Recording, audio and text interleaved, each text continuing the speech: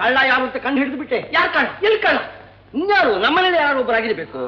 ಮನೆ ಕಳ್ಳನ್ನ ಯಾರು ಅಂತ ತಿಳ್ಕೊಳ್ಳೋದು, ಯಾರನ್ನ ಹಿಡಿಯೋದು? ಅದನ್ನೇ ಆಲೋಚನೆ ಮಾಡ್ತಾ ಇದ್ದೀನಿ ಬಿಗ್ರೆ.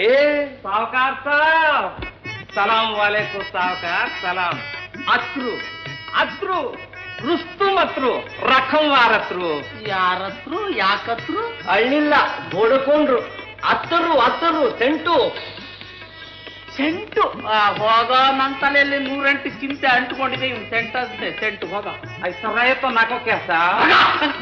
ಸಾಹೇಬು, ಇದು ತಾಜಾ ಸೆಂಟೇನಾ? ತಾಜಾ ಸೆಂಟ್. ಎಷ್ಟು ಬೆಲೆ? 5 ರೂಪಾಯಿ. 5 ರೂಪಾಯಿ ಕೊಡಿಲಿ. ಬೀಗ್ರೆ, ಒಂದು 5 ರೂಪಾಯಿ ಕೊಡಿ.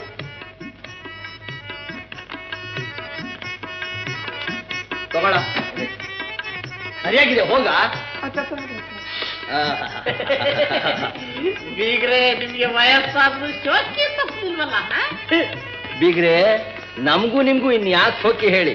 ಇದನ್ನ ಶೋಕಿಗೆಲ್ಲ ತಗೊಂಡಿರೋದು ಒಂದು ಪ್ಲಾನ್. ಏನ್ ಪ್ಲಾನ್? ನೋಡಿ, ಇದನ್ನ ನಾವು ಹಚ್ಕೊಳ್ಳೋದು ಬೇಡ.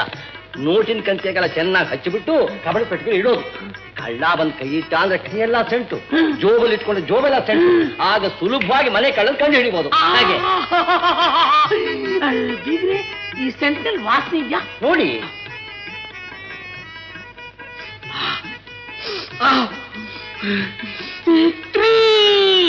ರೊಮ್ಯಾಂಟಿಕ್.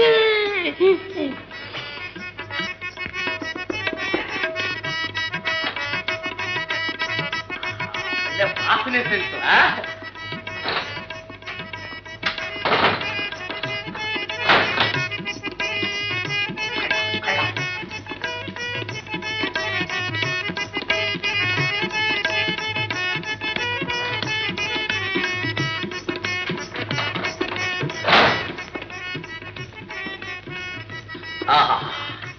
ಸೆಂಟು ವಾಸನೆ ನೋಟುಗಳು ಸ್ಪೆಷಲ್.